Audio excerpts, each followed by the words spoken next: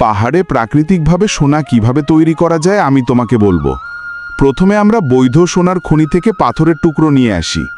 আমরা হাতুড়ি দিয়ে বড় টুকরো ভেঙে ছোট করে তুলি। এরপর আমরা হাতুড়ি দিয়ে ছোট ছোট টুকরোগুলো গুঁড়ো করে মিহি করে তুলি। তারপর আমরা এই টুকরোগুলো একটি চালুনিতে সংগ্রহ করে মোটরে রাখি। এরপর আমরা পিষতে শুরু করি। আমাদের এটি গুঁড়ো না হওয়া পর্যন্ত পিষতে হবে। এরপর এই চূর্ণ বিচূর্ণ গুঁড়োটি চামচ দিয়ে বের করে একটি চালুনিতে রেখে ছেঁকে নিতে হবে। এই পাথরের গুঁড়োটি পাথরের পেশকদন্তে রেখে তাতে জল যোগ করুন।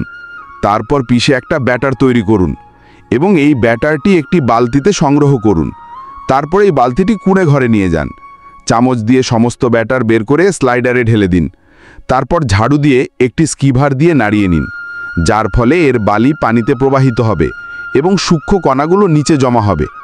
ভালো করে দেখলে আপনি এতে চকচকে কণা দেখতে পাবেন, যা সোনার কণা। এই কণাগুলো একটি পাত্রে সংগ্রহ করুন। এরপর এই ভেজা কণাগুলো একটি প্যানে রেখে শুকিয়ে যাওয়ার জন্য গরম করুন।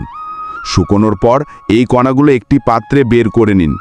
তারপর এই কণাগুলো একটু একটু করে একটি কাপড়ে ভরে একটি প্যাকেট তৈরি করুন।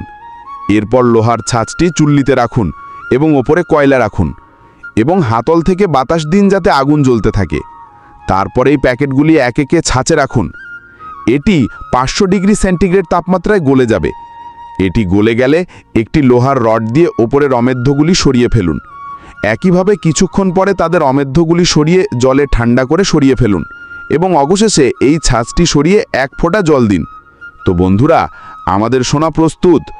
যাই হোক, আপনি কোন জেলা থেকে আমার এই ভিডিওটি দেখছেন কমেন্টে বলুন। দয়া করে চ্যানেলটি সাবস্ক্রাইব করুন, লাইক কমেন্ট শেয়ার করে উপকার করুন।